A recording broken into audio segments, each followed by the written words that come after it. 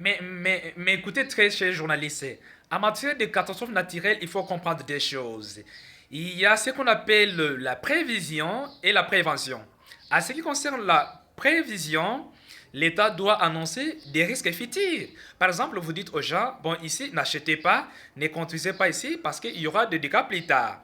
Comprenez que les gens ne vont pas acheter.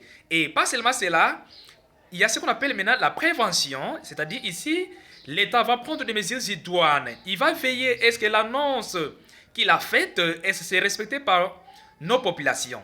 Donc c'est ça. Parce qu'aujourd'hui, nos autorités annoncent toujours que ceci, ce qui s'est passé dernièrement dans la ville-province de Kinshasa, ce qui a causé plus de 50 morts, et cela est causé par des constructions anarchiques. Mais moi je me dis, mais qui donne l'autorisation de construire?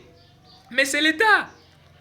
Hein? Quand on parle de l'État, on voit des chefs de riz, plutôt on voit des chefs de quartier, on voit également les bourgmestres, on voit aussi les ministères d'urbanisme. Mais qui donne l'autorisation de construire?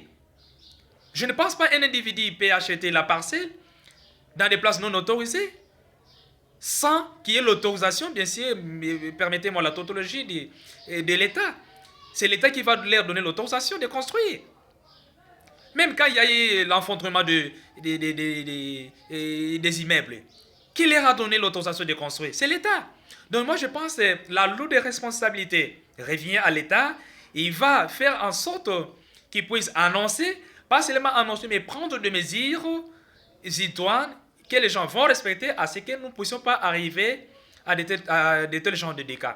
Voilà ce que je devais donner comme point de vue à ce qui concerne les catastrophes naturelles. Merci très cher auditeur. Merci encore de rester branché sur la chaîne YouTube LK TV.